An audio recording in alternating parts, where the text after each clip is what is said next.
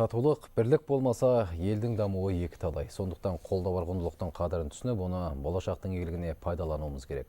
Бүгінгі қауіпсіздік кеңесінің отырысында Нұрсұлтан Назарбаев осы мәселеге мән беріп, ел тыныштығын бұзғандарды қатаң жазалауды тапсырды. Жиында елбасы айтқан сынға ел сарапшылары да үн қосып отыр.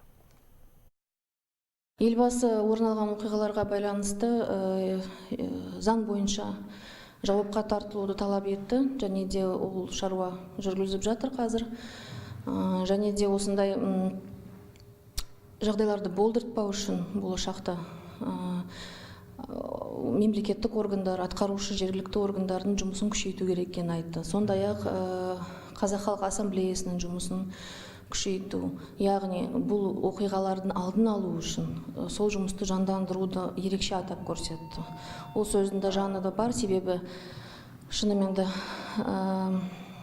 бірлікте, татулықта өмір сүріп келген ел мемлекеттің болашағы үшін бірге еңбек ету қажет.